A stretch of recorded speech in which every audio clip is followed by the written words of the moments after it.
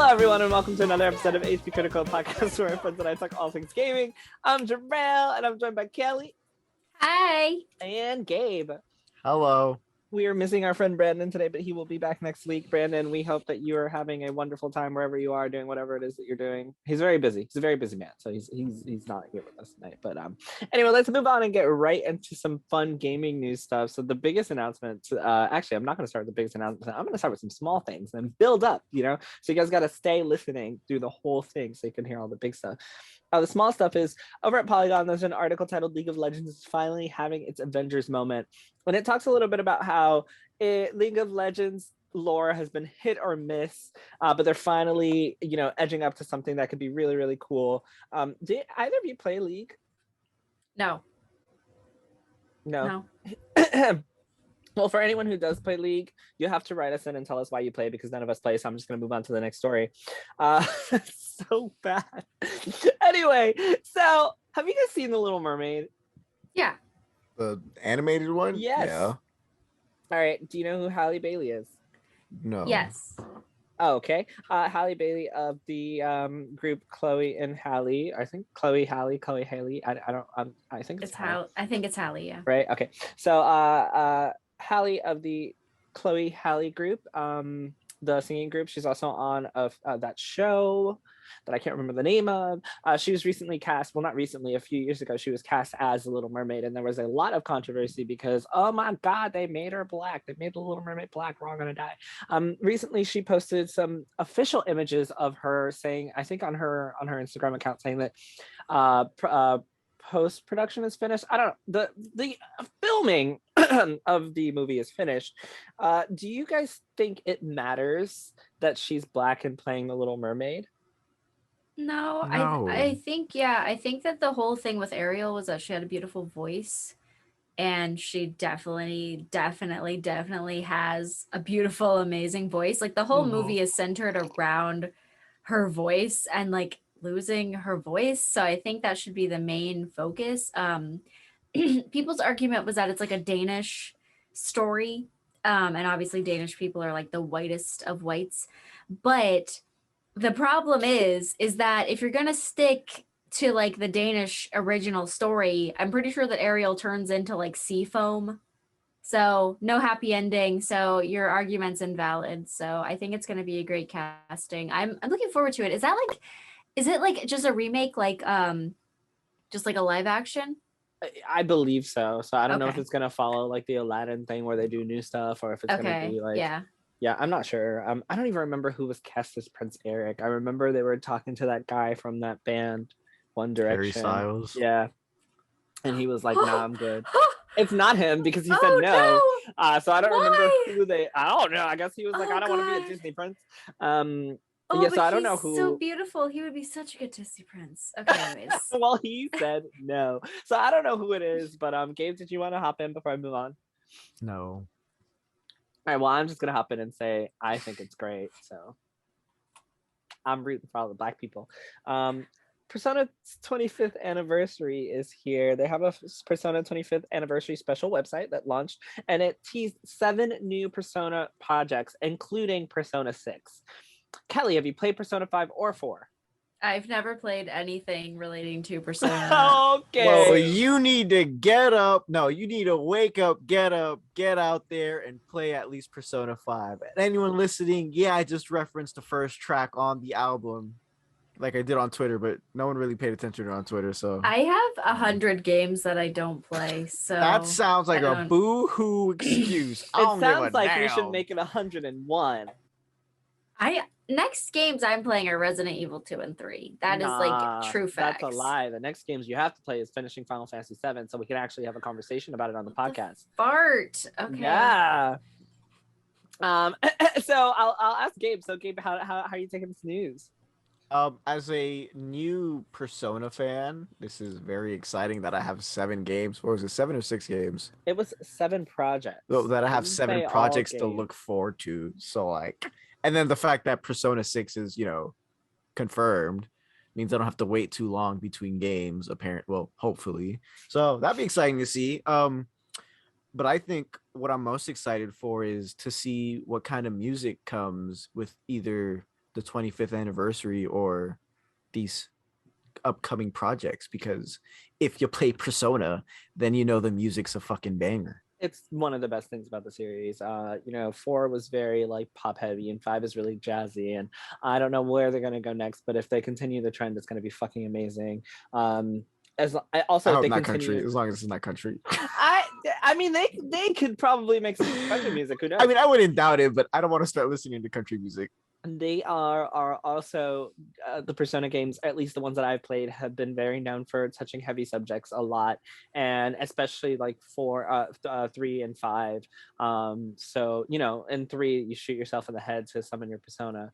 So yeah, things get really crazy. In Spoiler 5, alert. I mean, okay, you're right. I'm sorry. Spoiler alert. And in 5, I won't spoil anything, but like the first case is all about like some serious heavy topics, like lots of shit happens. And 4 is a whole murder mystery, like someone's literally killing people. So all these games really take root in some very serious issues, and they're explored really well with this whole mechanic. So if you haven't played a Persona game, highly suggest it. The only other thing I'll say is thank God that they're moving on, because they have milked the fuck out of Persona 5. Like, you've got Persona 5, Persona 5 Royal, you got Strikers, you got Joker and Smash. Like, they've had concerts. Like, they are milking the fuck out of P5. So I'm ready to move on. And speaking of moving on, Margot Robbie said that she needs a break from playing Harley Quinn. Have you guys seen her playing Harley Quinn? Yeah, both the movies. I think. Yeah. Wait, was she the Harley Quinn in Birds of Prey and in No, I didn't Suicide watch Squad? that one. I didn't watch Suicide Squad. Yeah. Yeah, the first Suicide Squad. Yeah, that's the only one I saw. There's only one. Another one's coming out. Yeah, there's 2. but- There's a Well, second one technically, there's coming. only one out. So Yeah. technically, Wait, both of you are right. Oh, right. I mean, I've only seen her in the Suicide Squad. Which, to be honest, let's be real, she carried the movie. They made a That's spin-off of it debatable. because I definitely feel Listen, like it was a combined effort of her, I Will fell Smith, asleep during that movie. and one of the other guys. I So don't remember I who would the other say- character was. I would say her and Will Smith. I'll give them And both and that, but- the director of the group, I can't remember her name. I think I think it was the same. But you're talking she about Viola seems really Davis. memorable. You can't remember her name, but I don't remember. Hold on. okay. First of all, I don't remember a lot of people's names. So let's You get remember that one out fucking of the way. Harley Quinn's name? Name Will Smith Because in the movie. everyone Deadshot. Well, all right. Yeah, no, I don't think she was that great in this film, actually. But I will say Margot Robbie and Will Smith 100%. I think both of them definitely, ruled that movie. And I've heard Birds of Prey is freaking awesome. So it's really cool. I think she's probably one of my favorite DC character portrayals of all time, honestly. I think she's done a really great job. I'm sorry. What do you guys think about her portrayal? No, I think she's great. I think that I don't really like Harley Quinn the character. I'm like, but I feel like she brings it to life where I wouldn't normally like it. Like the accent, the whatever. The style is there. Okay, let's be real. The style is there. I don't really get how she's scary or a villain though. She's just pretty and she has a hammer. I don't really find her to be particularly any match for any superhero in existence at all, but Really she looks quick, good doing it. That's all I got. Really quick before some asshole listener or something comes in saying, well, obviously it looks like Kellie doesn't read the comics. A lot of us don't read comics. So if you're going to say something about how in the comics she was able to kill the entire Justice League, you can right now. Well, I mean, we're just talking about the movies and Margot we're talking Robbie. about Margot Yeah, Robbie. really. but there's always that one Yeah, you might as person. well nip the incels in the bud. Let's be real. But I don't really get okay, Superman is in DC. She would never. He's fucking alien for God's sake. But I think in the context of realistic, just whatever. Yeah, I liked her portrayal of it. I feel like it's what the directors wanted. I am entertained by the movies. They're so colorful. And I feel like I liked Birds of Prey better than Suicide Squad. Suicide Squad just didn't. I didn't get it. I don't know. I just didn't really care for it. But then whenever she came back in Birds of Prey, I was like, okay, pussy power. That I get it now, All about women. Yay. 100%. I'll drink to that. Anyone who has not seen the animated series for Harley Quinn on HBO Max, please watch it. It is the best, most hilarious fucking thing ever. I can only recommend it. It is such a great fucking show. It's so good. So Nickelodeon All Stars Brawl was announced for Switch, and I think a few other. Yes, I think also PS4 and Xbox. Shoot me if I'm wrong. Sorry. I watched the trailer, and this game is apparently a part of a series of Nickelodeon All Stars games. It's gotten some serious hype. Have you guys seen it? If so, what do you think about it?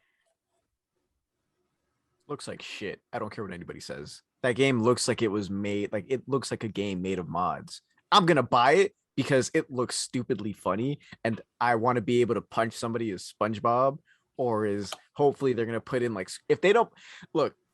I know I just said I'm gonna buy it, but if they don't put in Squidward, I'm not buying the game. I want to be an angry octopus slapping the shit out of people. But yeah, it looks like, I hope what they showed us was like pre-alpha version, but which I don't think it is because the game's coming out this year. But like it looks like literally, it looks like if you've ever played Smash Bros. And you ever did played the modded one, which is called like PM or some shit, it looks just like that. Like it looks like a bunch of modded characters put into a Smash Bros. Game. I don't disagree with you. I probably won't even buy it. I've just enjoyed the discourse about how hilarious it's been. People just so excited for some random ass reason. Like people are just so into this Nickelodeon fighter, and being Reptar and fucking what's his name, the Thornberry dad, and like a bunch of like Nigel Thornberry. There you go, and a bunch of like random ass characters just throwing together Smash style.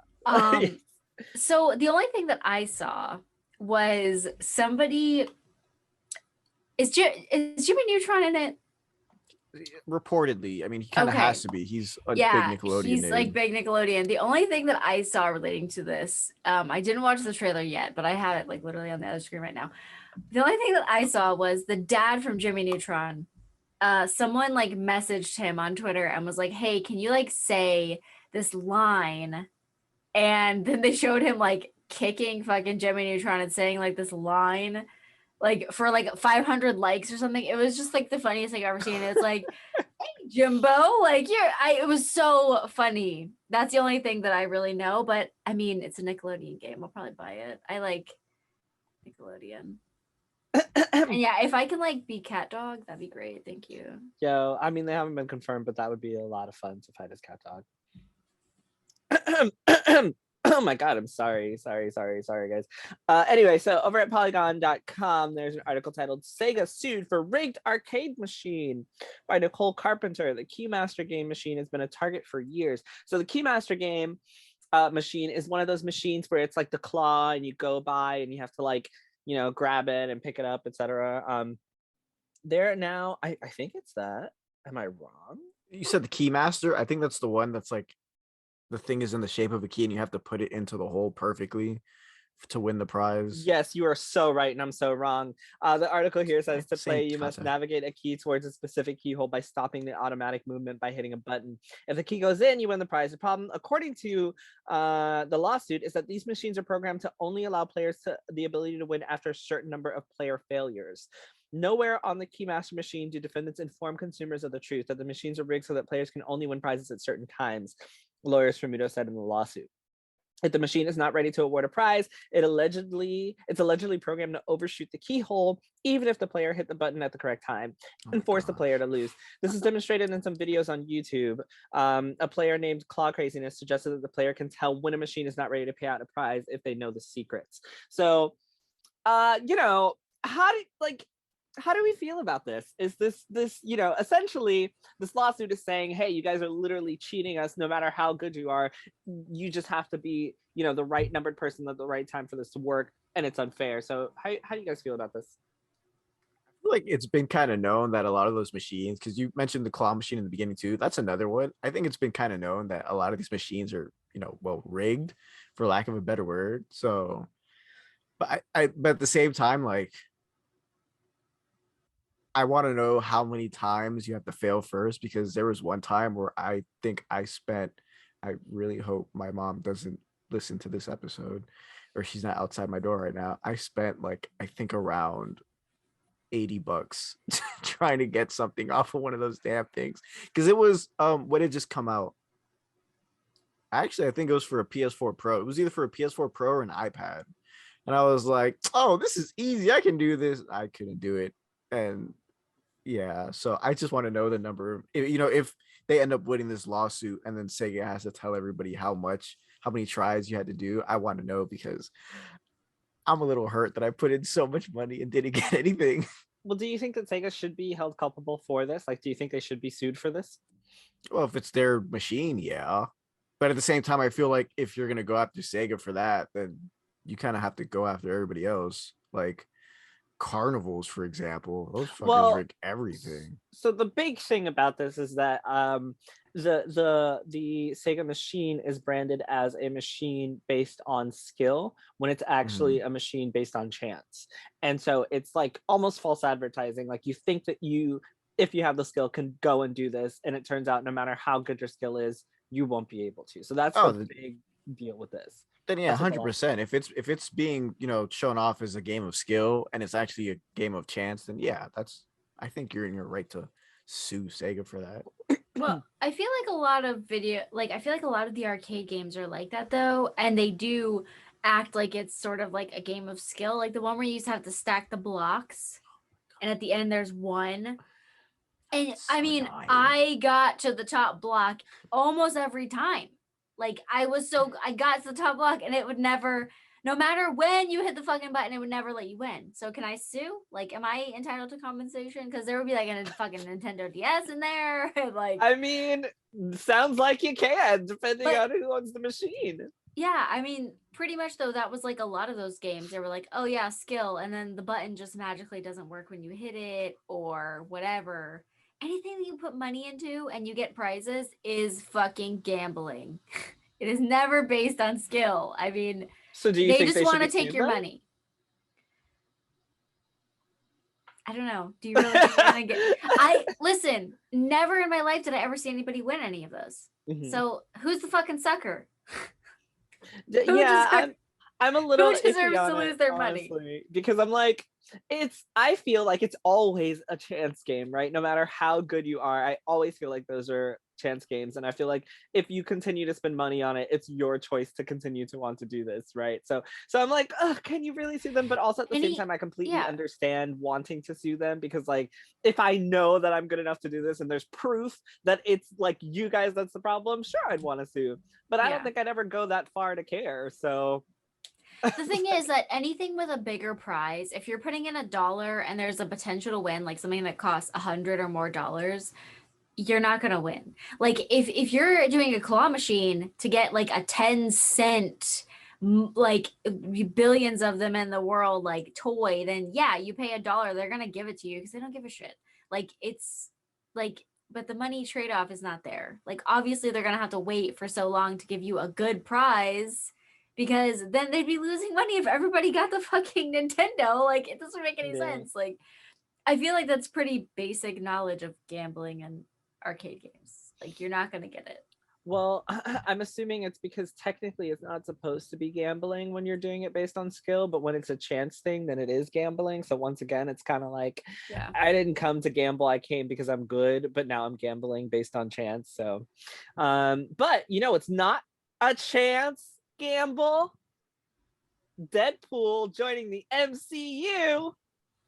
Okay. So this article at comicbook.com says Deadpool joins MCU and free guy trailer breakdown with Thor's Korg. So Korg is this character that was introduced in, I believe, Thor oh my god, Thor Ragnarok. And Ryan Reynolds has been playing Deadpool. He is in a new movie called Free Guy, which is basically like based on him being an NPC in a video game. So yeah, that's why we're talking about it, people, I promise. He reprised his own MCU role as Korg from Thor Ragnarok to Taika Waititi. And he was in this commercial with Reynolds Deadpool. So essentially, this is like a little bit of a a crossover. It's kind of like that. I am going to spoil WandaVision for you if you haven't seen it yet, but it's kind of like that little nod to Quicksilver in WandaVision by the character who played it in the X-Men franchise, coming to play it in the MCU. Little teases like that. So I thought that was really cool. Any comments on that before I move on? That room must have been fun as hell. Oh God, yes, 100%. With those two, that would have been such a fun place to be at that time.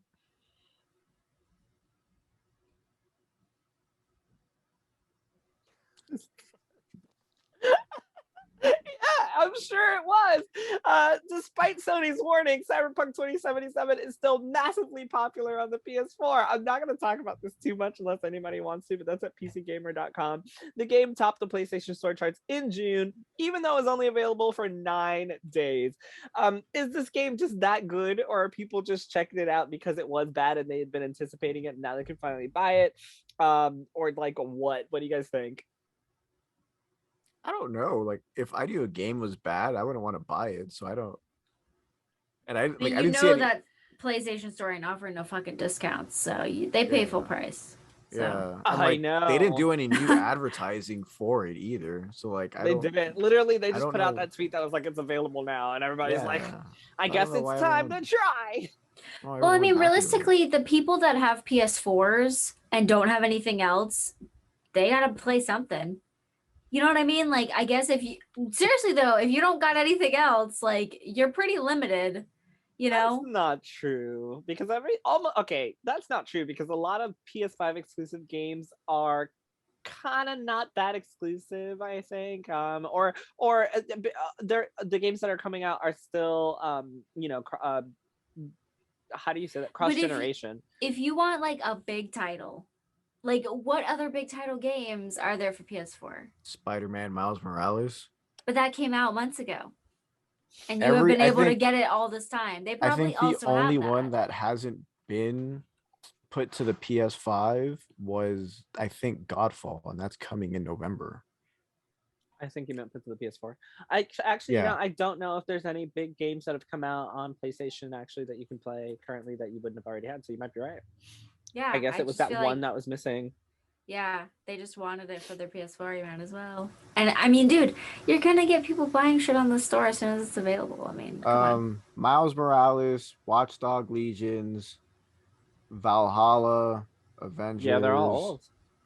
Yeah. Yeah, but I mean that you can't really use that for the argument of not have anything on the PS4, because PS5 players, we're not getting anything either. No, but what she's saying is that that's all you have. New. Like those games are all accessible and they were able to play. So like if you're looking for something new to play on PlayStation right now, but like in June, is that reason enough though? Because like, again, the game is trash. Wouldn't you just look at other games you haven't played? Something new to you is better than nothing new to you. Like some new game that might suck. How many times have we gone out and bought new games that are bad? Yeah. 5 times because that I can remember. Well, this is somebody's 1 out of 5. Yeah. As long as you're playing it on a PS4 Pro, not the regular PS4. That's I was like, I really hope you're playing it on PS4 Pro, because like they said don't play it on PS4, but YOLO. They didn't say there might be a problem. They said just don't play it on your regular PS4. Something you also probably shouldn't play, this is me talking out of my ass, a Final Fantasy X-3 story is already written, but Final Fantasy VII Remake is the main priority. Oh my god, excuse me, it's the main priority. This is an article from Game Informer by Liana Rupert, who I am a fan of. For those that have loved the Final Fantasy X experience and a sequel, many have wondered if a third game in this particular iteration of Final Fantasy universe would ever be a reality. Looks like those X-3 dreams could be coming true, because director Tetsuya Nomura has confirmed that a Final Fantasy X-3 concept is already in motion with the story already written. However, the caveat is that it is still a long way off as the team focuses on Final Fantasy VII Remake. I'm only bringing this up for anybody who listens to this podcast waiting for our JRPG club, because we did play through Final Fantasy X. We had a great fucking conversation. If you want to hear it, check out this podcast feed. The season 2 is all for JRPG club. It was a wonderful fucking time. We had so much fun. We're now going through 10-2, so if you want to hear more of that, check back. We've got episodes coming up, and then we're going to move on to something else. But yeah, that was my plug for that, and I'm going to move on now because Stadia is going to be giving devs a cut of Stadia Pro revenue based on how often their game is played. Okay, this is from gamasutra.com. It says, Google's cloud-based game streaming service Stadia has announced a handful of new initiatives aimed at maximizing the return game developers see from their Stadia titles, and at the same time bringing more players into the paid side of Stadia's offerings. As shared during the Stadia keynote for the Google for Games Developer Summit, Google has a number of tricks up its sleeve that it believes will be mutually beneficial for game developers and Stadia as a platform, including a playtime-based cut of Stadia Pro revenue, a player referral program, and temporary changes to revenue share on Stadia. Starting this month, Google has pledged 70% of Stadia Pro's revenue to game developers that offer their games up as freebies on Stadia Pro. I'm going to say that again. They've pledged 70% of Stadia Pro's revenue, which is the one that you have to pay for, to game developers that offer their games up as a freebie on the Stadia Pro program. Specifically, pay is based upon engagement for active claimable Stadia Pro titles and will only apply to games new to the service. Only applies to games new to the service. Engagement in this case is measured in session days, so developers will seemingly get a larger part of that 70% share depending on how many days individual Stadia Pro players log onto their games. I'm gonna stop there and ask you guys how you feel about this, right? So essentially, to wrap this up, Stadia is saying we'll give you 70% of the revenue if you offer your game up for free, and that's going to be up to 70%. That's going to be based on the amount of people that play this game and how long they play it. How do you guys feel about that? How are they going to make any fucking money? Are Offer your game for free.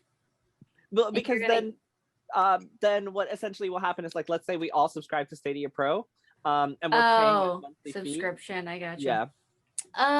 You mentioned Stadia and I fell asleep, so I couldn't really answer or like think of what you're talking about.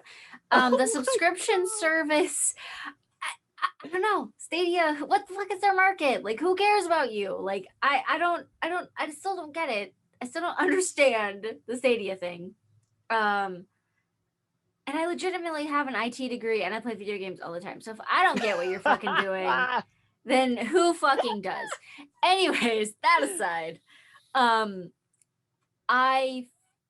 mean, I don't know. I don't know who's paying for the service. Like, I don't know. Like, I don't know the consumer. Well, that's what this is about. Looking for this. It's about getting more people to pay for the service. Yeah, well, that makes sense. But you start offering your game for free to the service. It's like Game Pass, right? You start offering your service for free to, you offer better games for free. Game Pass is that there's the word Xbox in front of it. You might have heard of it. Oh like, my gosh, damn.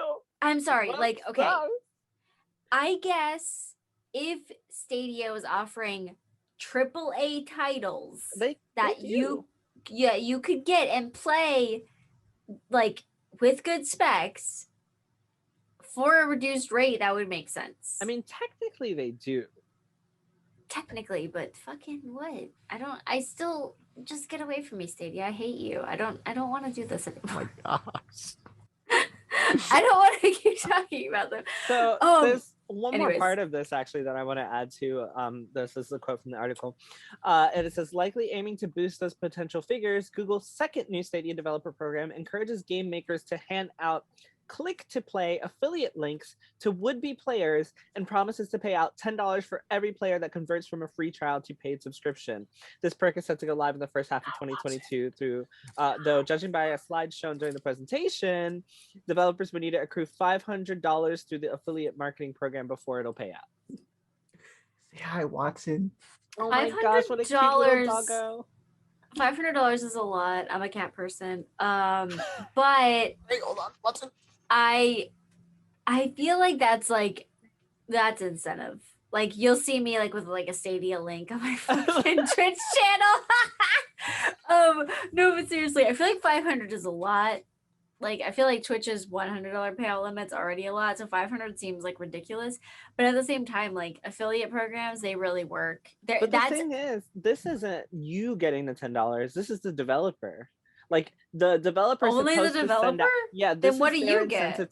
You get that link because they want you to pay. They get $10 for every person that Yeah, it says pay out $10 for every player that converts from a free trial to a paid subscription. So they send you a link to play, you're playing, you like the game, you switch over from your Stadia free trial to a paid subscription, they get $10. Once they get up to $500, then they can pay out. This is all for helping the developer. But I get to play free for a while? Okay, yeah, I'm assuming you get a free trial period. I'm just saying, like, what is the incentive for me? For you, I don't know, because you could just play the game on Game Pass or somewhere else. Yeah. If you like developers, the incentive is for you to help the developers get paid for it. But I already help small developers all the time. Like, I play a bunch of indie games. You can play anywhere that you have Google Chrome accessible without a hardware necessary. See, we still don't fucking understand what it is. You're like, without a hardware, is that what it is? I don't know. Nobody knows. I'm sorry. I don't, honestly, fuck it. If I could try Stadia Pro, maybe I would. I have adult money and I'm a fucking nerd. So let's see. Give me an affiliate link. I try anything for 30 days. I have so many trials that I won't cancel. I mean everything. HelloFresh, Curology, it's all coming to my house because I don't cancel. Whatever. This is literally the best. Like, all types of, you're gonna get so many like sponsored links now. Like, she doesn't cancel, send her it all, she'll convert automatically to a paid subscription service. That is hilarious. So we're gonna take a quick break and then you're gonna come back and hear my and Gabe's take on this Stadia helping developers story. So yeah, we'll be right back. Hold your horses, people. And welcome back, guys. So the last thing we were talking about was Stadia helping developers make some extra money. I'll go next, and then Gabe, you can follow up after me if you have anything else you want to add. I think this is a great idea to help developers, but I also think this incentive is kind of bad overall. Actually, Gabe, you first. Oh, all I'm gonna say is Stadia needs to stop trying and just give up. Like, I don't know if they're trying to look nice now by giving 70% to developers. I thought I was harsh. No, I really don't care about Stadia. I definitely think, to me, Stadia should have died off a year ago. But like, because I mean, if you didn't have any type of success over the year of quarantine from everybody, like, people were buying Switches, they were buying consoles, they were buying games, and you're still constantly on a downward path. Just give up at that point, dude. People were trapped in their homes. Yeah, like, not once did I think about not once did I think about buying Google Stadia when I was at home, and like, given I was still like fortunate enough to go to work and have a job, but there was a time where I only worked 3 days out of the week. The other 4 days, not once did I sit at my computer and think, what would really make my quarantine better? Google Stadia. So I mean, good for the developers, I guess, because something tells me this isn't going to last long, because Stadia is going to be like, well, shit, no one's subscribing to us still. So I don't. So that's actually what I was going to say. I actually think this is a not great idea. I think the idea was great. I don't think the execution is going to be great. And I say that because if I made a game, right, and I put it on Stadia to try to get 70% of the revenue back, because it sounds like a lot, and then they give me this incentive of an extra $500, I'm putting my game up for free, but then that also means that it's based on the play sessions. So if someone only plays my game for like an hour, I don't get shit from that, and my game is still up there for free. And I think making a judgment of monetary value based on the amount of time that people play your game is a really bad practice, because I play games, like, I can play a game that I really like for like 10 minutes, right? And then just not have time to come back to it. And then they're going to be like, fuck this kid who never plays my game. I'm never getting paid, because, life happens and things happen and we're all busy, right? Or I can play for 3 hours. I just don't like the idea of paying people based on the amount of time that someone is playing your game and the amount of people that are playing it, because it's very different if you're trying to, you know, break even when you sell a bunch of copies of a title to a store and then you have people like buy it and sell it, we don't measure how much money you're going to get paid based on how many people are still playing, I don't know, some single player, like how many people are still playing Final Fantasy VII Remake, right? Like the developer, Square Enix is not getting paid based on the amount of hours that we put into it, because some people beat that game in like 5 hours, some people took 40 hours, right? They get paid yeah, I mean, you can skip the fucking all the side missions and just do the main story, skip cutscenes, and be done with that game in like, you know, less than 10 hours, right? But the developers get paid the same amount every way, as opposed to, you know, well, like, I just don't like that idea, because I'm gonna play Phasmophobia for like 2 hours with you guys and never touch it again until you reinvite me, right? So then those developers are gonna be mad as fuck, because like I'm subscribed to this service, so Stadia is getting paid, but they ain't getting shit. Whereas Kellie's gonna play for, you know, however long that she streams, and then she's not gonna touch it again. So then still they're not gonna, you know, be. I don't like the idea of having to pay developers based on the amount of time or people that play a game. It kind of, not a fan of that. I think the idea is good. I think the incentive is good, but I don't like that idea. I don't like the follow through that I think that's gonna come out of that. Anything else before I move on? Battlefield 2042 is online only. Plus, there are more details on how the AI works, new specialist details, and more from GameInformer.com. I am only bringing this up because I just want to play in a tornado field with my friends. Battlefield 2042, whenever it comes out. This article is written by Liana Rupert. Again, there's a new showcase called Answering Your Reveal Questions, where Senior Design Director for Battlefield 2042, Daniel Berlin, sat down to do just that. He also offered a closer look at the various specialists, the different map vehicles, and AI soldiers. Talked a little bit more about the technical playlist going down later this summer, as well as how cross progression and crossplay will work for 2042. I'm not going to go further into this. We're going to move on a little bit, but Battlefield 2042 is online only. I don't know if we talked about this before. Did we? No, we talked about another game that was online only. Okay, so the Assassin's Creed one. How do we feel about Battlefield 2042 being online only? I've only played Battlefield online. You don't play the main scenario at all? No, I don't think so. I think that Battlefield 1 is the last Battlefield I played, which Battlefront is the same fucking thing. It's the same game. I've only played them online. I guess Battlefront 2 I played through the campaign, but like, I don't know, Battlefront or Battlefield, do they even have like campaigns? I don't know. Yeah, they do. And I'm not gonna lie, the campaigns I've played from Battlefield were actually pretty damn good. I played Battlefield 3's campaign and Battlefield 1. And I mean, yeah, they're pretty good. Like, it's not what I liked about it, and again, I'm gonna compare it to Call of Duty because that's actually the only game to compare it to. That's who they, you know, go up against. Yeah. As compared to Call of Duty's like very consistent two-man mission story that they have, where like you're always undercover and it's not like an outright battle. Like, compared to that, Battlefield 1, like its story is like, you know, it's actual like battles, and you know, you're out on the battlefield doing certain missions. God. So like when they said Battlefield 2042 wasn't gonna have, you know, a campaign, I was like, oh well, damn. But then I also kind of expected it, like, it's gonna be online only, because what else are you gonna do in a game that doesn't have a campaign? You know, this is so interesting. I'm gonna bring this up again later on, because it's very interesting to see where companies are deciding to cut corners at. Because first, you know, Call of Duty was like, we're not having a campaign. Battlefield's now like, we're not having a campaign. And you know, at this point, it's like, how many of our, I guess they're looking at how many players are actually invested in the campaigns and the single player for these, and wondering whether it's worth the money, you know. And I think that's a really interesting line to go forward with, because I like you know, single player gameplay options in video games.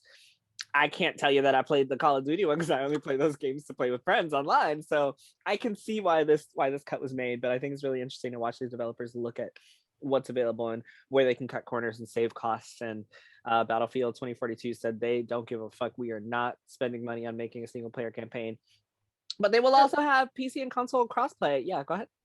No, the thing is with like Call of Duty though, they have like zombies and stuff. They have other things. They have like so many options. Yeah. Yeah, Battlefield only has like the campaign, online. Like now they're only doing online. Like Call of Duty had more things to do.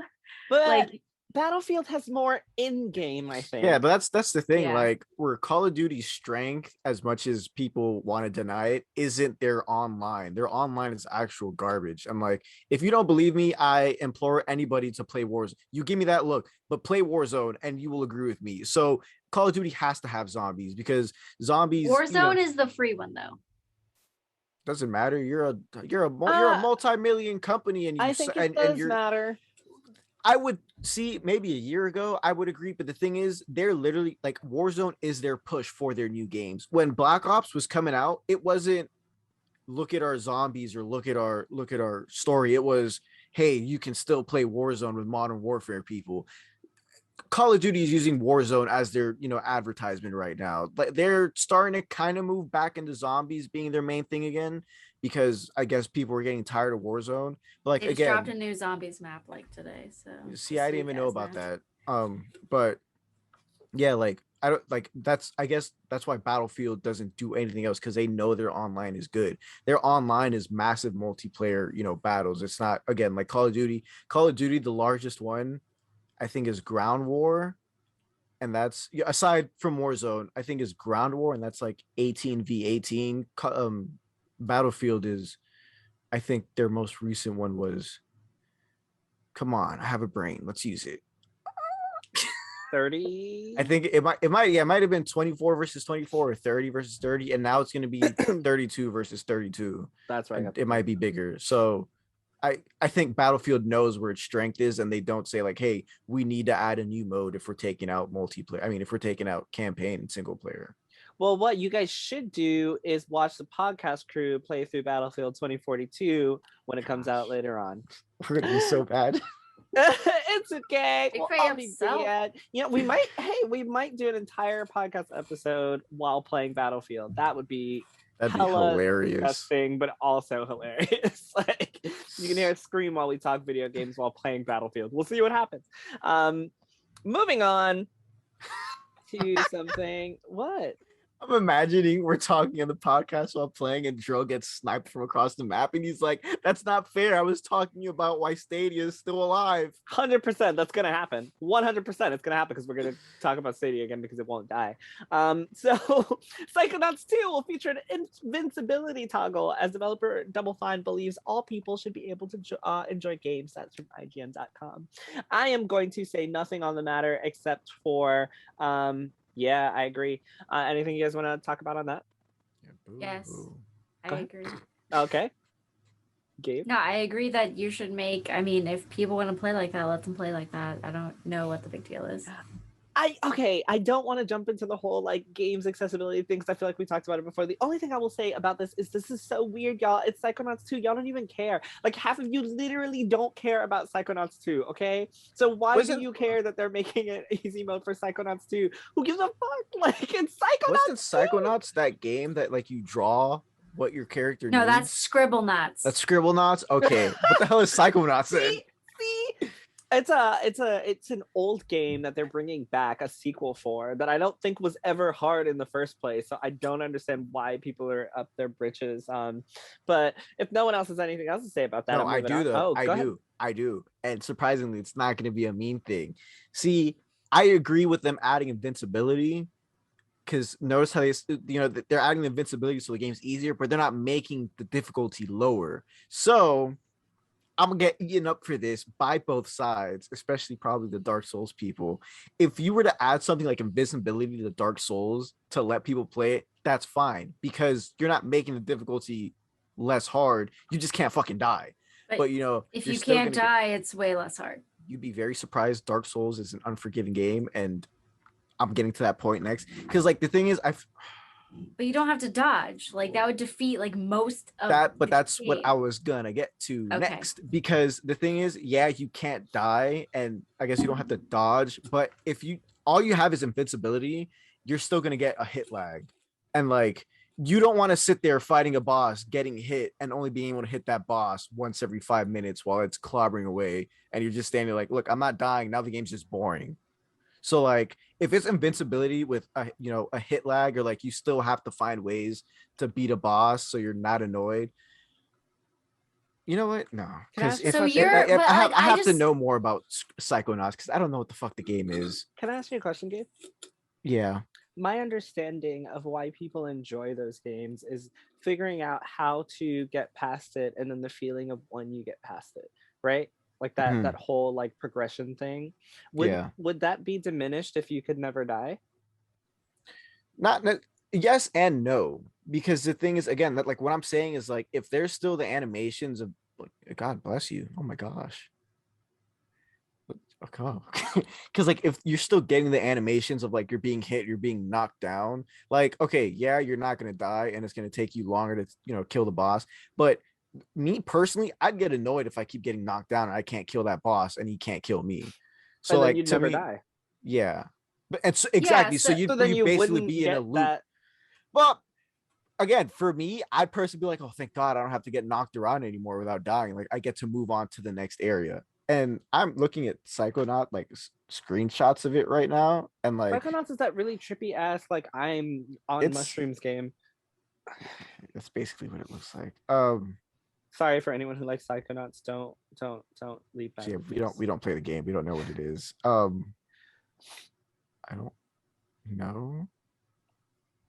Yeah, I can't really add anything after seeing the game. Like the game, excuse me.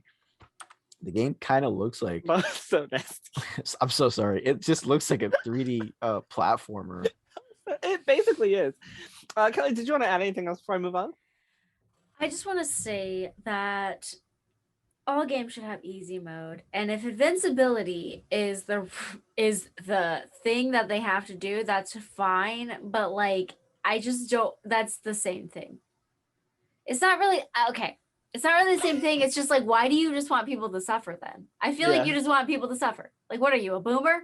Like, what is this? Like, exactly. I had to pay student loans, so sad to you. Like, fuck yes, you. Oh my God, you it's know? literally that. It is like, literally that. I had to suffer through a boss knocking me down. So do you. Like, why can't you just make it easy? I don't understand. Like, and I think that is making it easy though, because the boss isn't killing you. You don't have to go through that entire area to get to the boss again. Now you just gotta stand back up again. But you're still suffering through the hit lag. I mean, whatever. Yeah, you gotta add something to the game. Whatever. Honestly, the stories in games are why people play sometimes. So that's whatever. Me. So Netflix is planning to add video games to its service in the next year, and it's hired Facebook's VR games content head and former head of mobile games at EA to run its new games division. Yeah, what? Like, they did, honestly, they've been setting this up because they did that Bandersnatch thing. Oh yeah. Oh, I forgot popular with the Black Mirror thing, which honestly it was entertaining. Like I did it. I think I got there was a couple of different outcomes that you could do. But I think that they like dug their, they dipped their toe in, and now they're like, you know what? Yeah. So yeah, the article from Bloomberg says the idea is to offer video games on Netflix's streaming platform within the next year. According to a person familiar with the situation, the games will appear alongside current fare as a new programming genre, similar to what Netflix did with documentaries or stand-up specials. The company doesn't currently plan to charge extra for the content, said the person who asked not to be identified because the deliberations are private. So thanks, Snitch, over at Bloomberg, who was interviewed. We appreciate the scoops.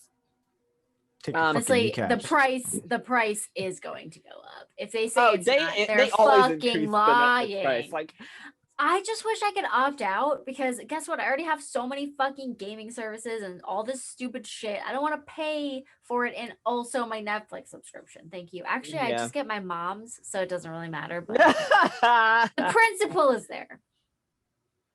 So, do you guys remember Clippy from Microsoft? Yeah, I do. Clip. Microsoft threatens to bring Clippy back because the tweet asked for 20,000 likes to make it happen, and it only took an hour to get them. Wait.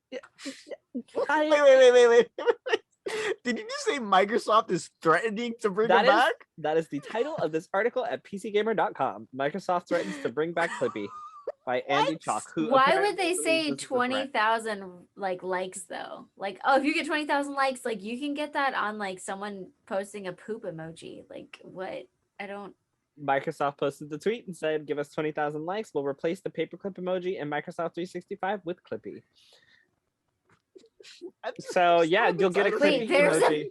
There's a paperclip emoji? I had no idea. Yeah. We're learning so much. Anyway, so there's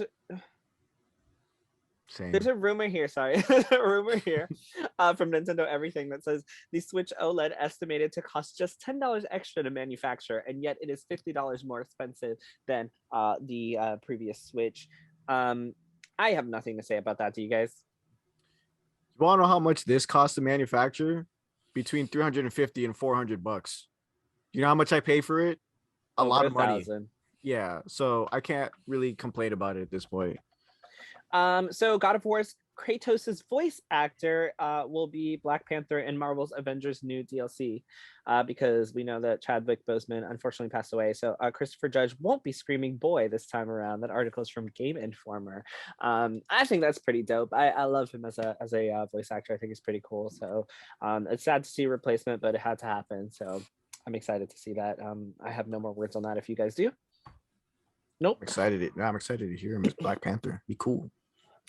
So there's probably some work we'll do on the controller. I think Sony's done a nice job with their controller. We kind of look at some of that and think, are there things that we should go do? That is Xbox head Phil Spencer, who says Xbox could update its controller praises, and they praise PS5's DualSense. This is from IGN.com. So one of the biggest things is by Taylor Lyles. One of the biggest things I said that I continue to go to my PlayStation 5 over my Xbox Series X for is specifically what the DualSense controller does. The Series X has the same kind of Xbox controller that kind of just updated it a little bit and brought it forward, whereas the PS5 has created a DualSense, which is fucking amazing. If you know me, you know that I am a huge DualSense proponent. Like, it's an amazing controller. Just the tactile feel, the difference in these shoulder buttons, the little sounds coming out of it, like everything about this controller is fucking amazing. Yeah, I think it'd be cool to see Xbox come and add some of those things in there, but that's all I have to say about that. Anybody? I don't have a new Xbox or PlayStation, so I can't really. You have an Elite controller though. Yeah, the Elite controller is really nice, but I have the Elite, like the first one. I don't have the Elite 2. Okay. Well, I think this is really dope. I love when companies look at, different things that they can improve on. And I think this is one of the ones that they should have actually improved on before they came out with an Xbox. But, I am not. I'm not working for Xbox. Yeah, you're just wait until Sony releases their new shit, and then you're like, oh, we might try that. This looks pretty good. It's fucking 2021. Figure it out. I mean, Apple does it all the time, and it works out for them. So I'm not a hater. Apple takes like 10 years to incorporate it. True, but they improve it. So maybe Apple just keeps adding like one camera at a time. Pretty soon the whole bathroom is gonna be camera. They're like, we're out of ideas. I don't know. Make it round again. Make it round again. Add another camera. Okay. Oh, man. New design. So recently, one of the bigger announcements today was it today? Whatever. The Stream Deck. Introducing the Steam Deck. Oh my God, I can't read. Steam Deck. Introducing the Steam Deck. STEAM. Thank you. The Steam Deck, a powerful portable PC gaming starting at $399. Designed by Valve, powered by Steam, shipping December 2021. I'm gonna give you a few specs on this bad boy. I will reserve my comments on it for after, but I'm gonna give you a few specs on this bad boy. There are 3 storage options. There's no in-game difference in frame rates or graphics quality between the 3 models. There's gonna be 3 models. The lowest model is $399, 64 gigabytes. The mid-tier model is $529, 256 gigabytes with faster storage, an exclusive Steam community profile bundle, 256 gigabyte. Oh, I said that. And then the high-end model is $649 for 512 gigabytes with the fastest storage, premium anti-glare etched glass, the same exclusive carrying case across all 3, exclusive Steam community profile bundle, and exclusive virtual keyboard theme. That's yeah, for $650. This Steam Deck will start shipping December 2021. That is this year.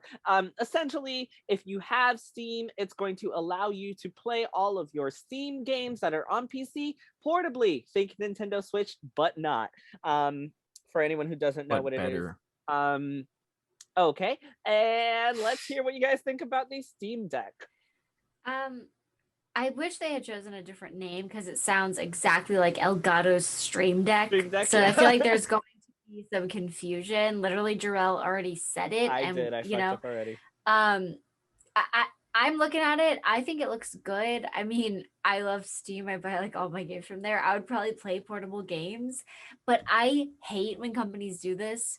They go straight from 64 to 256 gigs. Like, why is there not just the 128? Like, why are you doing this to us? They did the same thing with the fucking Oculus, like the VR headset. It's like, why does anything start at 64 anymore? I have no idea. idea. Why? It's never enough. Anyways, oh, can I interrupt you for a second as well? Yeah. So the best thing about this is your Steam library is already on your deck. You just power it on and log in, and your games and your friends will already be there. It is Steam without compromises. That is a quote from steamdeck.com. All the features you know and love, designed with care to fit in your hands. I went over the 3 storage options.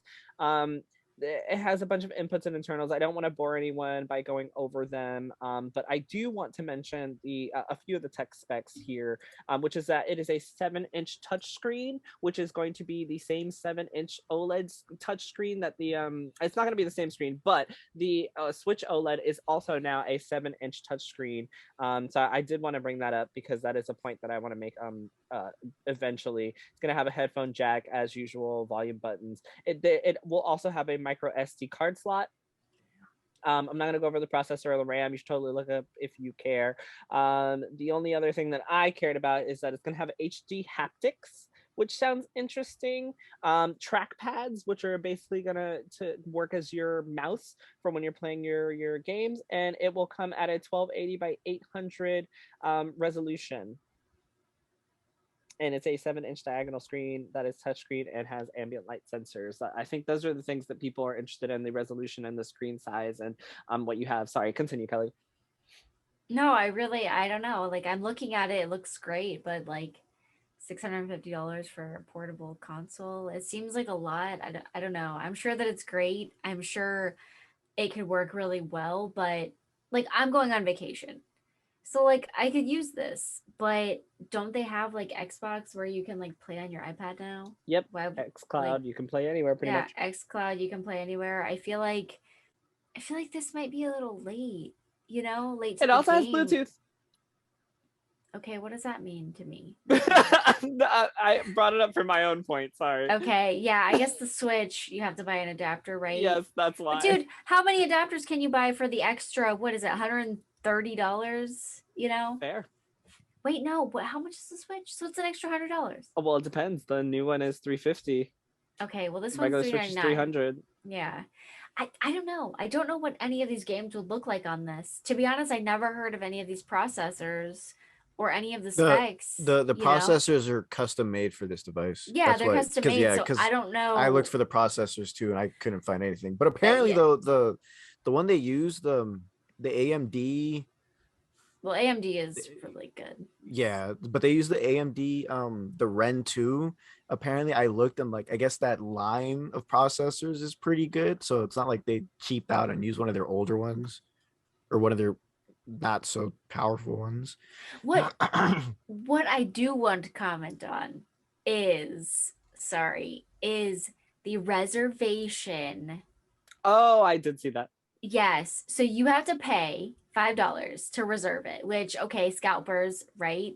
Which I guess to buy things you had to pay full price anyways, but they're making it to where your account has had to make purchases on Steam prior to June 2021 for the first 48 hours of reservation availability. See, that's what I'm fucking talking about.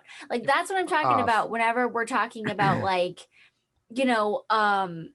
the scalpers and stuff, like that's like you literally have to do that. I mean, I'm sure people will find a way around it, but they just put this up and it says like June, prior to June 2021. So they're already saying that back like a month. Like if you haven't made a purchase on this account, so making new accounts and buying It's it not gonna within work. the first 48 hours, it ain't gonna work. Yep. That I did want to comment on because I read that and I was like, holy shit. Like I think I'm gonna reserve one for $5. I don't know if I'm gonna commit to buying it. I'd probably do like the mid-tier one. $529 is a lot. No. I don't know if I want to commit, but I think I would definitely try to reserve one just because, I mean, why not, you know? Yeah, I feel two types of ways about this. So I'm gonna let Gabe go first So after he stops playing his mobile game. I'm not playing my mobile game. I'm actually looking Good. for a specific. I'm looking for a specific slide from IGN where they were sharing the different specs and stuff for the Steam Deck. Steam, right? I said that one right. The Steam Deck. Yeah. So the main focus is handheld, but if you do want to connect it to a monitor, which you don't have to buy the Steam Deck dock. Damn, that's a mouthful. You don't have to buy the Steam Deck dock to connect to a monitor. You can actually just connect it with one of these, which is a USB to HDMI, USB-C to HDMI adapter. The resolution it bring. Where did my video go? You broke it. You broke Oh, yourself. no. Steam broke your connection. Am I back? Oh, okay, I'm Yes. back. Yeah, I'm not you're frozen. back. The external display support, it supports up to 8K at 60 hertz or 60 hertz, and then 4K at 120 hertz. So it's not just the handheld console, but I'm excited for various reasons. But One, wouldn't that be because what your computer did anyway? well, that's the thing though. That's what I was getting to my next point. This is for something if you can't build yourself a powerful computer, which again, for the price point, you kind of could, but like if you don't want to, I guess, and you literally just want to have, something to play PC games on and not do anything else on your PC, I guess this is, your other option. Um, but like I'm excited for it because even though we mentioned the memory, 64 gigabytes is the cheapest one. That's not a lot of gigabytes, but I could easily just buy a micro SD card. But then there's the argument of why would you want to pay extra for a micro SD card? But I'm excited for it because my Steam backlog is massive. And when I took a vacation back in June, my Switch died, and I was like, well, damn, I really wish I was playing the Halo Master Chief Collection right now and stuff like that. So I don't know. I'm starting to think I'm just a console whore and I like buying new consoles because I get excited every time they say, oh, look, here's something new. Yeah, I'm excited for it. I feel like the specs are nice. I think to me, one of the cool things is the trackpad to use like the mouse controls and whatnot, because again, can't be playing PC games without that. So and yeah, I think the trackpad is so weirdly placed and it looks so bad. Like I it literally hate it so much. yeah, I feel like it's like weirdly placed, but at the same time, I think what we're like the screenshots we've seen are kind of deceptive. We're not getting like No, an I actual. watched the thing of like people actually using it and it looks Yeah. really bad. Like to me, so that's why I said I feel two ways about this. One, I have a Steam library. I never play it because I literally never sit down and play on PC. And I was like, wow, it'd be really cool to play Phasmophobia on this thing with you guys, right? Like I don't have to pull my PC down and I'll have to like, because I don't have my PC out like ever unless I'm doing like, editing podcasts or putting something up.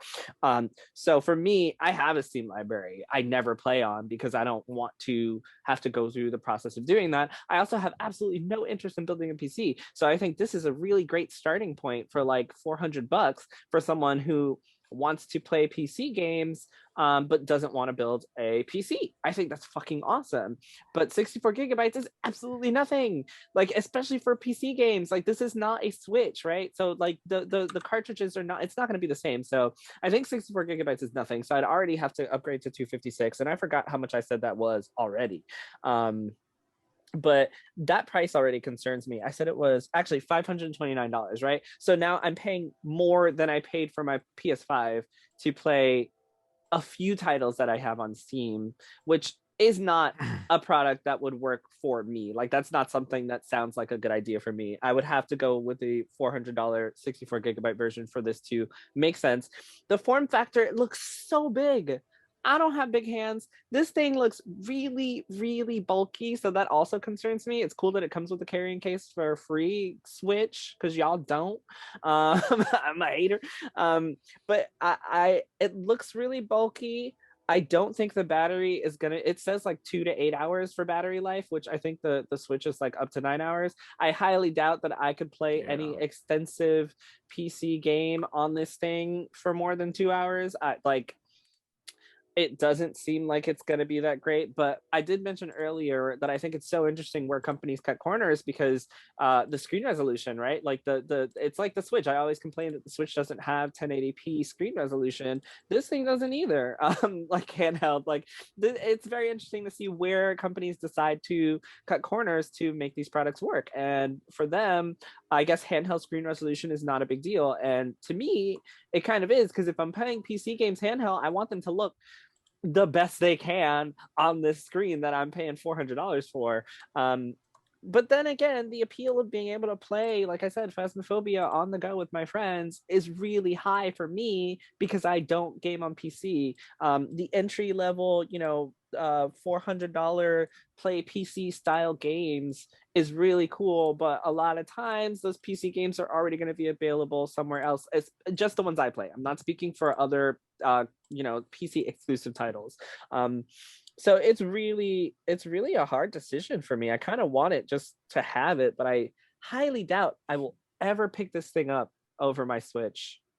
And that kind of sucks, especially because I already have something that can play PC games. Should I just pull down my PC and play with you guys, or drop $400, right? And play on $400, man.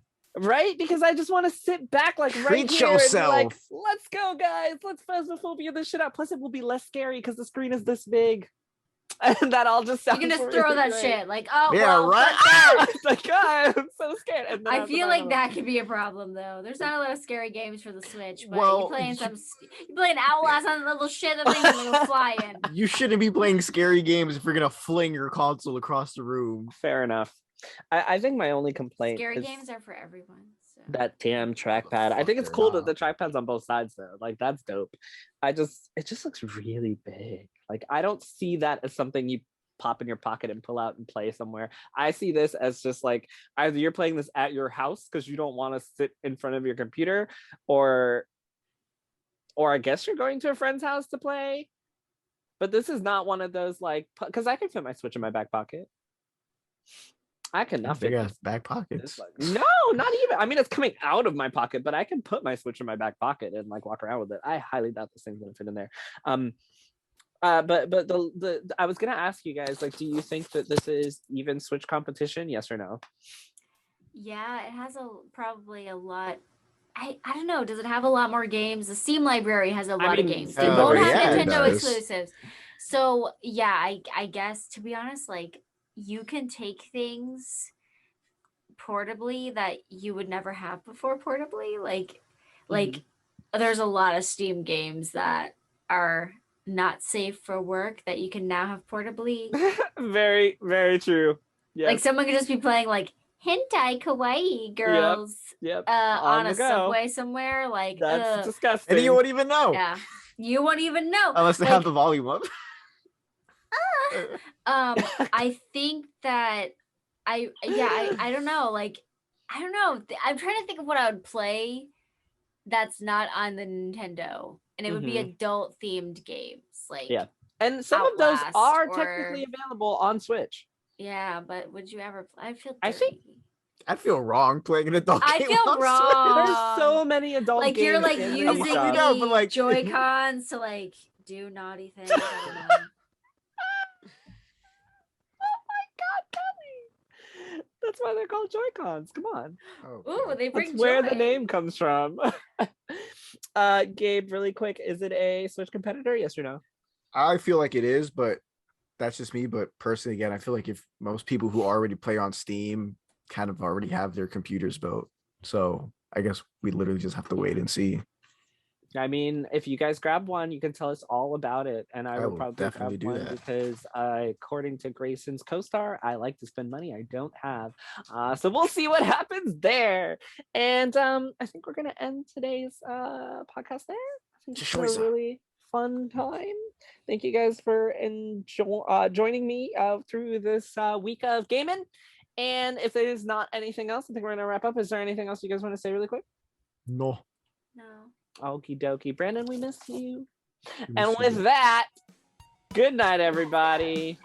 Y'all not gonna say bye to you? Goodbye. I'm sorry. I got a notification that you were doing core workouts.